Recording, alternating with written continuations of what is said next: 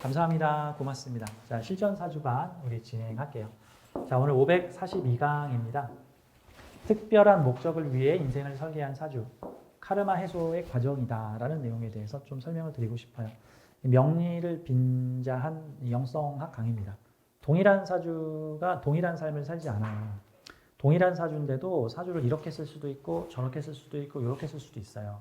그래서 저는 사주를 볼 때 이 사주에 대충 평균 한 6개 정도의 활용 사례가 머릿속에 이게 객관식으로 도로록 떠. 그래서 지금 어떻게 살고 계십니까? 직업이 뭡니까? 물어봐가지고 지금 3번 스토리로 가고 있구나, 5번 스토리로 가고 있구나. 이걸 보는 거죠. 그러니까 지금 여기 있는 사주 하나를 가지고도요, 이 사주가 이렇게 해석될 수도 있고 저렇게 해석될 수도 있고 이렇게 해석될 수도 있어요. 머릿속에 스토리텔링을 해야 돼. 그래야지 단순히 사주를 좋다 나쁘다라고 해석하지 않고 이런 스토리로 갈 수도 있는데 이런 스토리로 갔네. 참 사주를 잘 활용했구나 라는 형태로 봐야 되는 거죠.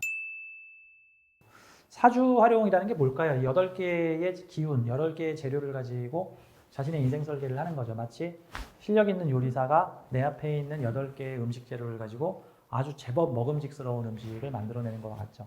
예전에 방송 프로그램에 냉장고를 부탁해라고 하는 셰프들이 나와서 다짜고짜 그 집 냉장고를 탁 열더니 그 냉장고 안에 들어있는 재료만 가지고 아주 먹음직스러운 음식을 만드는 프로그램이 있었는데, 그때 심사의 핵심이 뭐냐면은 얼마나 창의적으로 먹음직스럽게 음식을 만드냐예요.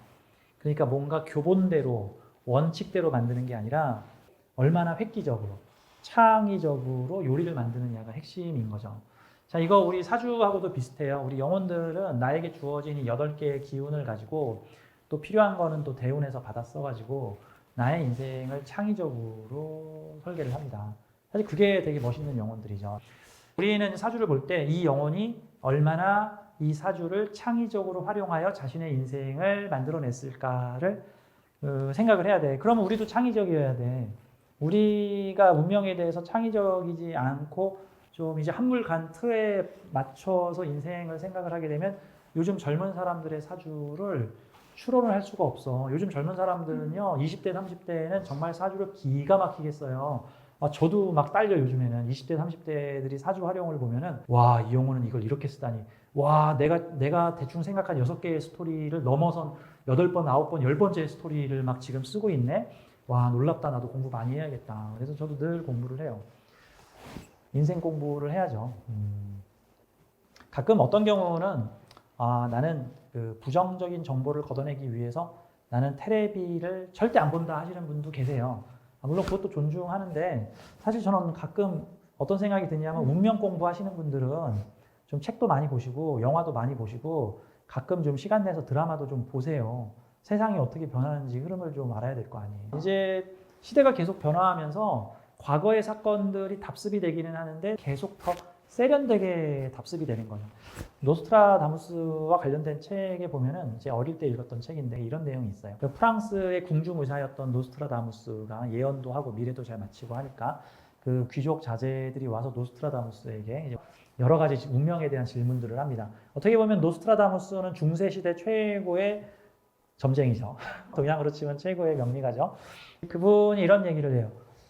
중세 시대 성에는 이렇게 회전탑이 있대요. 이렇게 회전탑이 있는데 이 안에 보면은 계단이 이렇게 나선형으로 이렇게 계단이 만들어진다. 그래서 위로 이렇게 딱 계단으로 만들어져서 타고 돌아가는데 여기 이렇게 창이 있답니다. 이렇게 창이 층마다 창이 있대.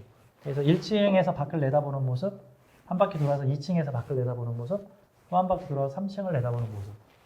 세상은 계속 순환하면서 이렇게 한 층 한 층씩 높아져 간다라는 거죠.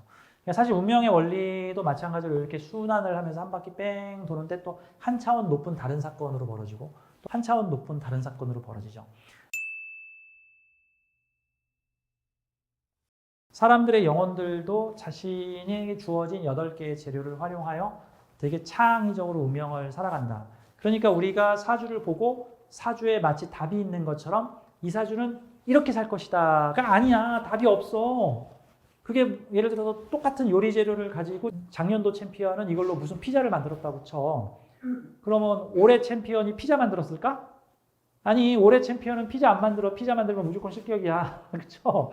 그러면 똑같은 재료를 가지고 작년도에는 피자를 만들어서 1등을 했는데 올해는 그걸로 뭐 빵을 만들든지 오믈렛을 만들든지 뭐 한식 양식을 합쳐서 무슨 음식을 만들 수 있겠지. 그러니까 이 사주를 가지고 어떤 인생을 살아갈까를 우리는 좀 여러 개의 모델을 정해서 좀 예상을 해봐야 되는 거죠. 그래서 사주풀이도 다양하게. 그렇다면은 내 사주를 가지고 내 인생을 내가 창조해 볼 수도 있다고. 나한테 이런 재료가 있구나. 그러면 나 앞으로 미래 설계를 좀 이렇게 해봐야 되겠다. 다 맞는 거야. 아니야. 뭔가 딱 하나의 길만 있을 거야. 무슨 하나의 길만 있어. 길 여러 개 있어. 우리는 그 길을 찾아야 돼. 그래서 우리는 사주 잘 쓰는 법을 연구를 해야 되는 게 이 명리학의 만든 길이라고 생각해요. 영혼들마다 각자 개성 있는 자신의 운명 활용법을 쓰고 있는데 그런 느낌이죠. 특별한 목적을 위해 인생을 설계한 사주, 카르마 해소의 과정이라는 내용입니다. 제가 가끔은 내담자들과 상담을 하다가 제가 되게 거창한 얘기를 할 때가 있습니다. 요 세 분인데 요 사주 한번 볼게요. 그 사주를 설명을 하면서 이 거창한 얘기가 나오는 분들한테는 제가 이 얘기를 해줘요. 이 사주는 개인의 카르마를 풀려고 온 게 아니라 사회적 카르마를 풀려고 온 사주다 같은 거예요. 개인의 카르마라는 게 뭐냐면요. 개인과 개인 간에 서로 주고받을 거리들이에요. 너가 날 때렸으니 나도 이번엔 널 때리겠다. 내가 지난 생에서 너한테 희생했으니 이번 생에서 네가 좀 나한테 희생해라. 뭐 여기서 구박을 좀 받았으니 너도 반대로 이번엔 구박받는 역할을 좀 하거라. 이런 것들은 개인의 카르마예요. 보통 사회에 큰 영향을 미치지는 않죠. 근데 사회적 카르마가 있어요. 보통 사회적 카르마가 가장 극대화된 게 전쟁이에요. 집단 프로그램은 개인들이 가지고 있는 개인 카르마들이 전부 모여가지고 한꺼번에 분출된 거예요. 지난 시간에 제가 이 얘기를 했을 거예요. 우리는 다 이렇게 연결된 존재다라고 말씀을 드렸죠. 우리는 다 연결된 존재예요. 무의식에서 모두 연결되어 있습니다. 우리의 모든 무의식은 집단 무의식으로 연결되어 있는데 이 집단 무의식이 이게 가득 차면 여기서 만약에 분노가 가득 차면 집단 무의식에 분노 저장 탱크가 가득 차면 이게 이제 여기서 하수 정화가 여기로 돼야 되는데 하수 정화가 안 되고 역류를 해요. 이렇게 역류를. 그래서 사회에 집단 무의식에 분노가 가득 차면 이제 사람들이 평균적으로 분노를 참지 않고 내질러 버리는 묻지마 폭동, 묵지마 폭력 사태가 나는데 우리가 지난 서현역 난동 사건도 그렇고 요즘에 그 묻지마 폭력이 예전에 비해서 좀 특이하게도 자주 눈에 띄고 있다는 게 지금 사람들의 분노 게이지가 가득 차 있어서 흔들면 내 터질 거야 같은 거예요. 반대로 여기가 행복이 가득하면 뭐 행복, 뭐 평화, 뭐 사랑 이런 게 가득하면 그럼 뭐 행복이 넘치겠지, 뭐 사랑이 넘치겠지, 평화가 넘치고 뭐 기쁨이 넘치겠지. 이런 건 이제 교회 목사님 같은 데가 얘기를 하고 있네. 그러니까 이게 예를 들어서 A라는 민족 집단은 무의식과 B라는 민족의 집단 무의식이 그래서 가득 차면 무의식과 무의식이 대충돌을 일으키는 경우들이 있어요. 그러니까 아랍인들의 집단 무의식과 이스라엘인들의 집단 무의식이 어느 날 갑자기 임계치를 탁 넘어버려서 팡 하고 역류를 하니까 이제 전쟁이 뻥 하고 이제 터지는 사건들이 나는 거죠. 자, 사람은 다 집단 무의식으로 연결돼 있어요.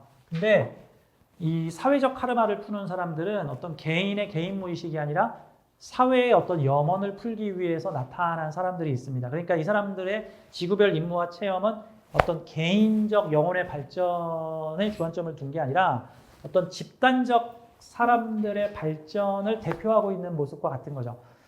의미 있는 활동들을 한다. 개인의 차원이 아니라 여러 사람, 많은 사람들한테 영향을 주는 형태죠. 요 사주를 한번 볼게요. 남자분이십니다. 자, 이제 사주 사례를 좀 설명드리죠. 갑인년, 경호월, 정유일, 정술씨입니다. 이분은 지금 외국에 계신 외교관이십니다.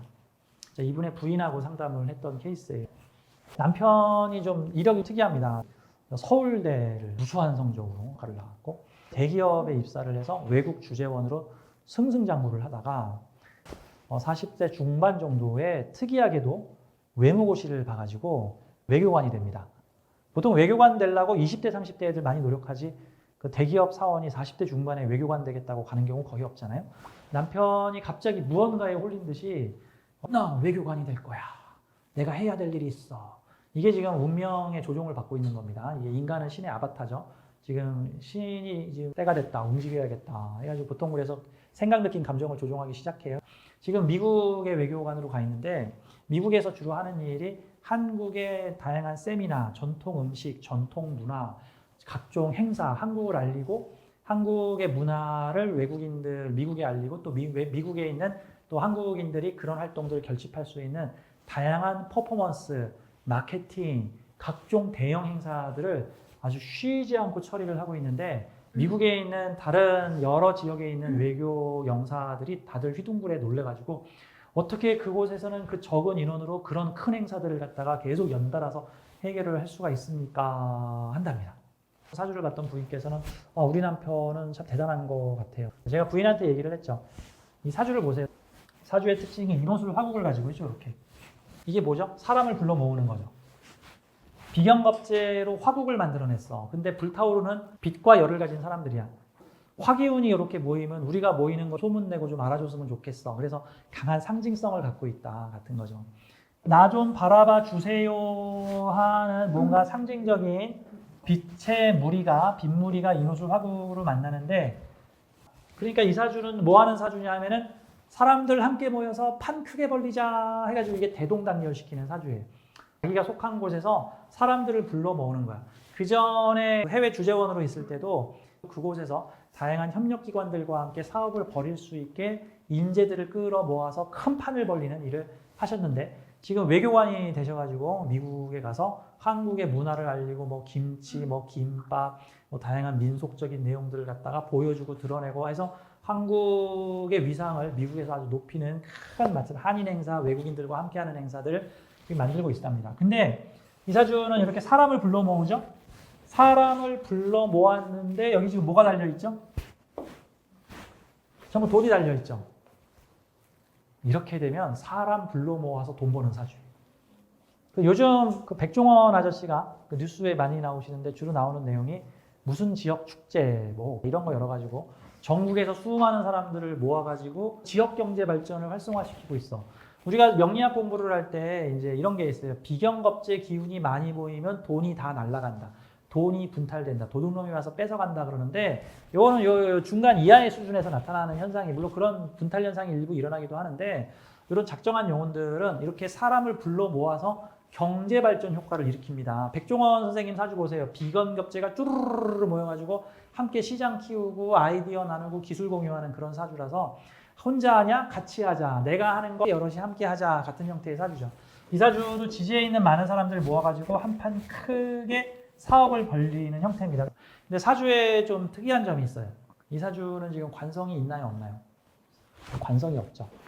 무관사주인데 개인의 재주를 가지고 있죠. 돈하고 연결된, 편지하고 연결된 재주. 사회에 중심되는 사람들과 연결된 재주.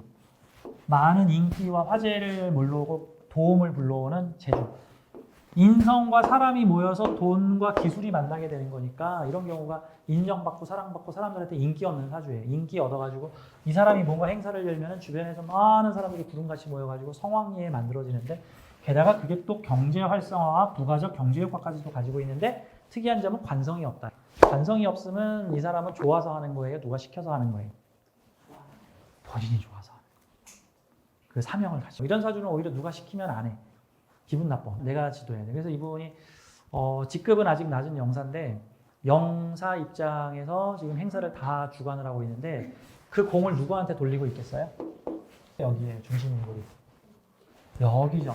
사회에 있는 중심인물을 통해서 내가 뒤에서 돈과 기술을 내가지고 인호수 화국을 만들고 있어요.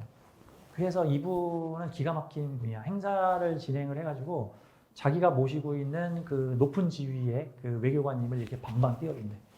그분이 지금 한국의 위상을 높이 펼쳐가지고 지금 이제 진급하시게 생겼대. 그래가지고 그분의 위에 있는 분이 아이고 이런 보물 같은 영사가 젊은 친구가 들어와서 다른 외교관 10명이 모아도 못할 일을 이 친구 혼자서 다 하네. 엄청난 보물이 들어왔네 해가지고 엄청 좋아하세요. 나를 중심으로가 아니라 사회에 있는 오화를 중심으로 사람을 모아. 내가 주인공이 아니야. 이 사람들을 주인공으로 만들고 나는 뒤에서 술도로 거들어. 그러면서 난 중간에서 돈 벌어. 돈 벌죠. 경영을 한다고. 인성사업 한다고. 강동사업을. 그래서 대단한 능력을 발휘하는 우리나라 외교관 중에 정말 이런 사람 없었다 할 정도죠. 근데 자발적으로 외교관이 돼서 관성도 없는데 그래서 지휘직급에 연연하지 않고 그냥 시켜만 주시면 제가 알아서 다 할게요. 그 대신 영광은 우리 대장님한테 가는 형태다. 매우 능력이 뛰어난 사람이다. 이분하고 부인하고는 좀 전생적인 얘기가 있는데 그거는 제가 허락을 안 받았기 때문에 말씀을 드릴 수가 없겠네요. 이분하고 전생에서도 같은 어떤 인연이 큰 인연이 있었는데 여기까지만. 안 돼요. 프라이버시를 지켜줘야 돼요. 자, 참고로 그 이사주도 그렇고 간단하게만 좀 시간이 많이 지나 설명드리자면은 이거 다 전생 카르마 유업을 펼치는 겁니다. 이분은 참고로 말씀드리면 이 지금 외국 나가서 한국의 문화를 펼치고 있는 이 외교관 분은요, 전생에 자신의 탁월한 능력이 있었는데 그 탁월한 능력을 누구한테 양보하고 자기가 그 능력을 발휘하지 못한 전생 카르마를 가지고 있는데 이번 생에는 지금 임무교대하고 열심히 지금 해외에 나가서 일을 하고 있습니다. 이분이 지금 집안일을 할 수 있겠어요? 바깥일을 열심히 하고 계시느라 집안일 하기가 지금 힘드시죠? 그럼 집안일을 하시고 계신 분이 누구였을까요? 전생에 그분하고 지금 임무교대를 해서 한 분은 가정을 지키고 능력이 있음에도 가정을 지키고 이분은 자신의 능력을 전 세계적으로 지금 펄펄 펼치고 계시는 전생에 이분이 누구의 대리 역할을 하셨어요. 옛날에는 그런 거 있잖아. 귀족 밑에 있는 사람의 능력이 더 뛰어난. 왜냐하면 귀족은 세습이 되지만 그 귀족 밑에 있는 사람들은 능력으로 올라가잖아요. 그러니까 능력이 뛰어난 사람이 있는데 그 명예와 영광은 다 누구한테 올려야 돼? 자기는 안 하고 윗사람한테 올려야 돼.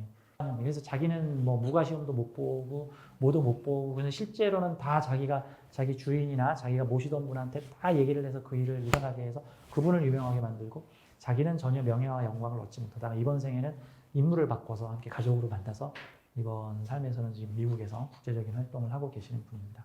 그래서 이게 폭풍처럼 쏟아져 나오는 거죠. 여러 생 동안 능력을 발현하지 못하다가 쌓여 있다가 이번 생에 폭풍적으로 펼쳐나오다. 같은 느낌. 그래서 가끔 이번 삶에서 막 그런 재능들이 폭풍처럼 막 쏟아져 나오는, 온천물처럼 쏟아져 나오는 걸 보면 아, 몇 번의 생에서 억눌렸구나. 그러다 이번 생에서 한 번에 분출이 되는구나. 요 끝에 있는 요 분도 사주도 그래요. 이분 여성분이신데요. 자, 임자년, 무신월, 갑술일, 경호시. 어디서 배우지도 않았는데 혼자 옛날 옷을 만듭니다. 전통 한복 복식. 한복을 만들거나 전통 복장을 만드는 거죠. 그러다가 뒤늦게 대학을 가셨어요. 전통 복식학과를 들어가셨어요. 그래서 지금 거기를 졸업을 하시고 전시회를 지금 열기로 하셨습니다. 어디서 배웠을까요? 그리고 그런 전통 복식을 누가 가르쳐 줄 수 있었을까요? 이건 가르쳐 준 게 아니에요. 전생에 자기가 했던 거예요. 전생에 자기가. 그럼 왜 이번 생에서 이렇게 분출이 되고 있을까? 그래서 제가 이분한테 당신은 큰 궁궐에서 옷을 만드시던 분인데 자신을 내세우지 않고 옷을 만드시던 분이었다. 숨은 고수 같은 거죠. 숨은 고수. 그래서 이번 생에서는 자신이 해보고 싶었던 전시회도 하고 관련된 분야의 학문을 쌓아가지고 이번에는 좀 능력을 펼치리라 해가지고 지금 나오신 분이시다. 사람의 의식은요, 보통은 그 미해결된 사건들은 계속 쌓아놔요. 미해결 사건은 해결될 때까지 내 마음의 한쪽 구석에서 미해결 X파일 모음집에 이만큼 쌓여 있습니다. 그게 이제 수시로 꺼내보고 후회를 하죠. 아유, 그러지 말걸, 그러지 말걸. 그러다가 다음에 이런 기회가 오면 바로 잡아야지. 그래서 잘못된 사랑을 했던 사람이 그 다음 사랑을 할 때는 또 잘못된 반복을 하지 말아야지.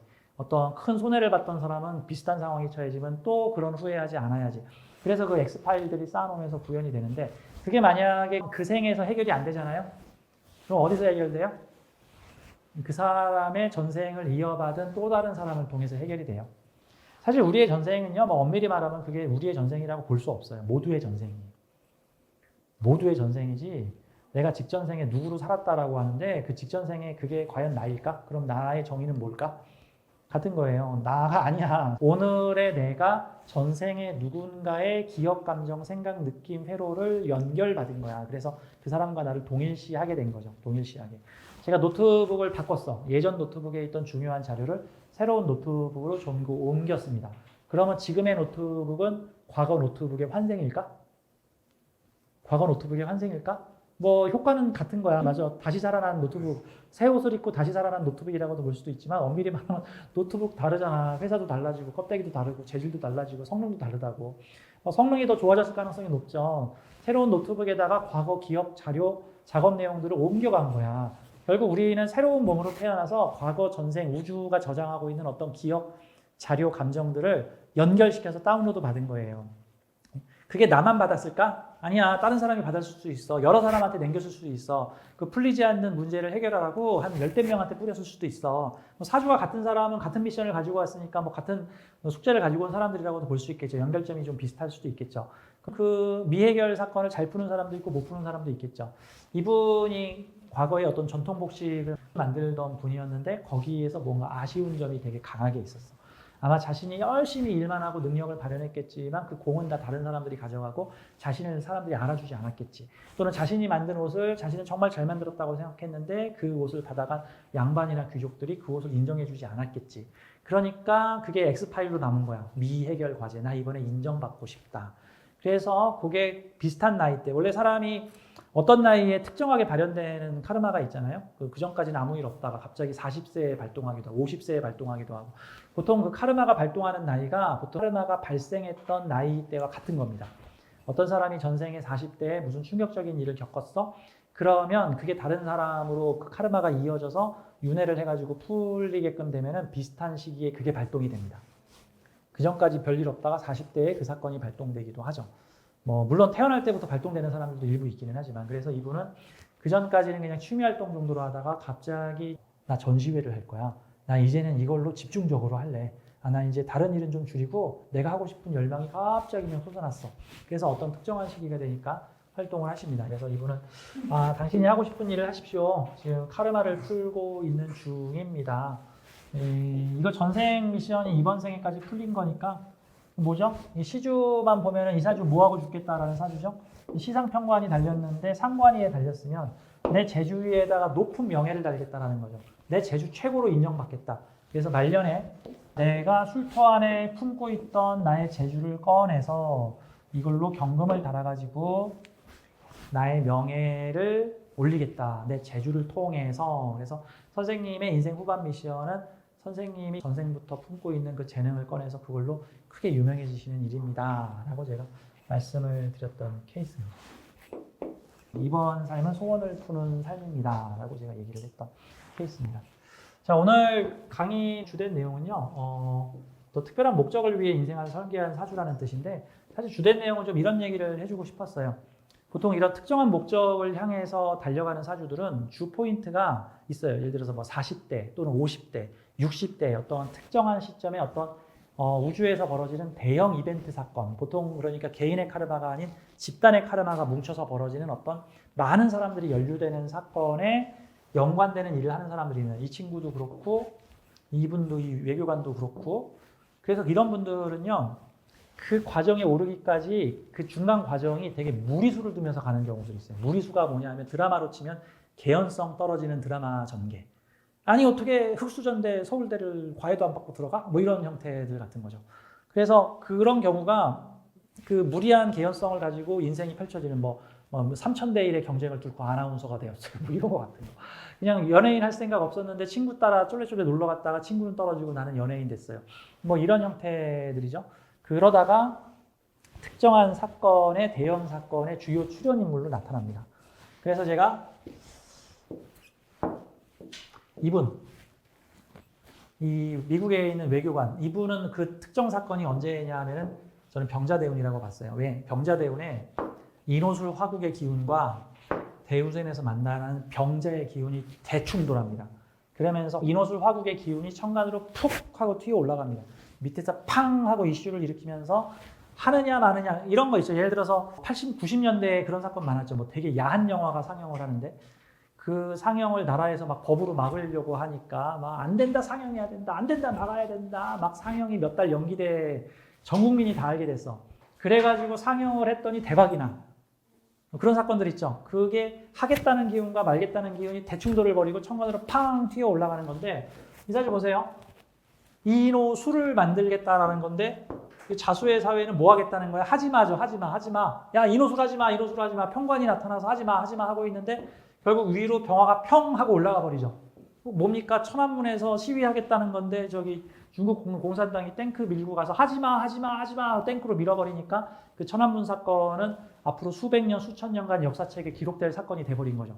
차라리 그냥 냅뒀으면 그냥 천안문에서 데모 좀 거하게 타고 끝났을 때 역사책에 기록이 안 됐을 텐데 탱크로 가지고 밀어버렸어. 하겠다는 엄청난 기운과 못하게 하겠다는 기운이 충돌하는 거예요. 그래서 제가 이런 사주가 병자대운의 역사적인 사건의 주인공, 주요 출연 배역이 될 것이다. 어떤 식? 이 사주는 수많은 사람들을 모아서 뭔가를 보여주려고 할 것인데 이 병자대운 어느 시기, 아마 병자대운의 해자축이나 인호술 정도가 되는 시기겠죠. 세운으로는.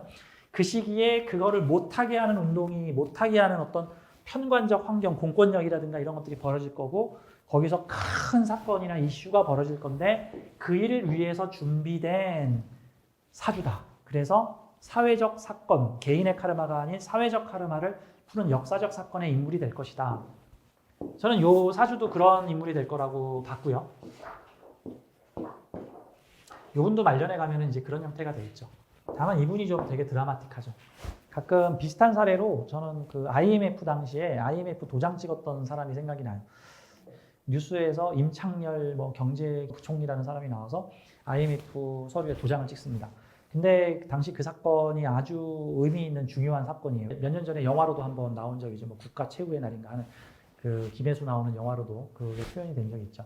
그러니까 그게 일종의 카르마적 대사건이죠. 개인의 차원이 아니라 큰 사회적 역사의 흐름에서 거쳐가야 되는 어떤 큰 사건인데 그런 사건들을 위해서 준비되는 사람들이 있어. 이 사주는 집단의식의 카르마를 받아서 온 사람입니다. 개인적 차원의 영혼이 아닙니다. 가끔 상담하다 보면 이런 분들을 간혹 만나요. 몇 달에 한 번씩. 그럼 제가 좀 거창한 얘기를 해주죠. 당신이 지금 그렇게 살고 있는 이유는 당신의 6번째 대운에 당신이 살고 있는 세상에 아주 대격변이 일어날 텐데 그때 당신이 중심적인 임무를 할 겁니다. 오늘 이 사주는요. 특별한 목적을 위해 인생을 설계한 사주. 사회적 카르마를 풀려고 온 사람들이다. 가끔 이런 사람들이 우리 주변에 있다. 그리고 내 사주를 창의적으로 활용해야 한다. 사주의 인생이 하나만 있는 게 아니다. 답이 하나만 정해져 있지 않다. 이거 주관식 문제다. 그리고 주관식 논술 문제의 답은 창의적으로 답변하는 것을 보는 거지 답이 정해져 있고 이 답 외에는 틀린 거다가 아니다. 이런 느낌입니다. 오늘 여기까지 할게요. 감사합니다. 고맙습니다.